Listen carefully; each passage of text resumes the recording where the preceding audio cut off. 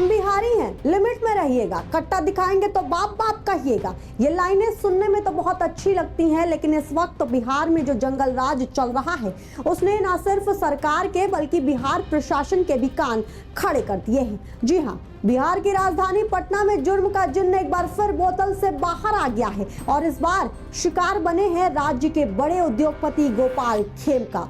Car से उतरते ही बेखौफ अपराधियों ने ताबड़तोड़ गोलियां बरसा दी। गोपाल खेमका वही हैं जिनके बेटे की 2018 में हत्या हुई थी। अब पिता को भी मार दिया क्या? सवाल उठता है कि क्या ये महज इत्तेफाक है या फिर सुनियोजित साजिश? आखिर बिहार में किसके संरक्षण में पल रहे हैं ये अपराधी? नमस्कार, मैं हूं यशस्वी और आप देखना शुरू कर चुके हैं आज की खबर।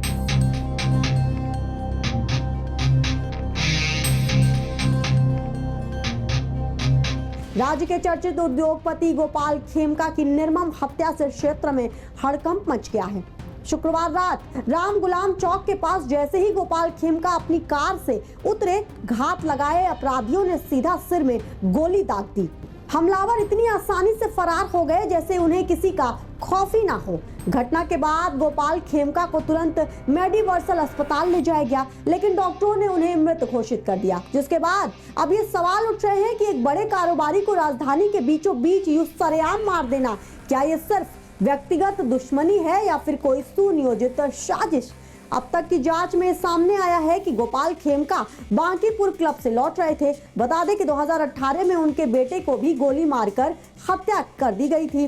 तब भी प्रशासन ने ताबड़तोड़ कार्रवाई का वादा किया था, लेकिन क्या हुआ? आज भी परिजन न्याय के लिए लड़ रहे हैं और अब एक और हत्या।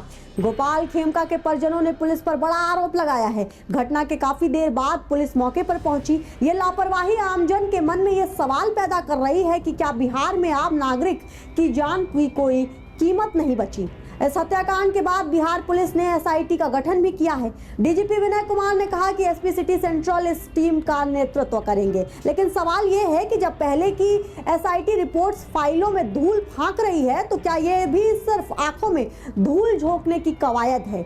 वैसे बिहार में सुशासन बाबू के सुशासन का आलम यह है कि पिछले 24 घंटे में न सिर्फ पटना में आरोपियों ने गोलियों की बारिश की, बल्कि सिवान में दबंगों के हाथों तलवार और फरसे भी लहराते नजर आए। जी हाँ, बिहार के सिवान में उस समय हड़कंप मच गया जब बीच बाजार में तलवार फरसे लैस होकर कुछ लोग पहुंचे और 5 लोगों पर हमला कर दिया।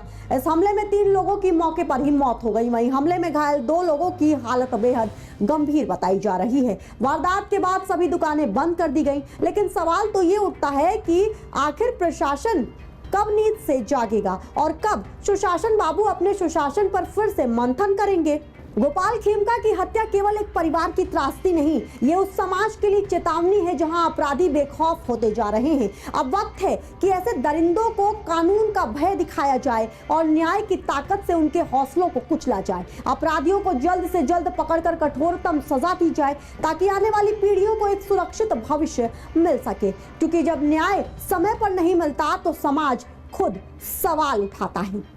ये खबर आपको कैसी लगी? कमेंट के माध्यम से जरूर बताइए और देखते रहिए आज की खबर।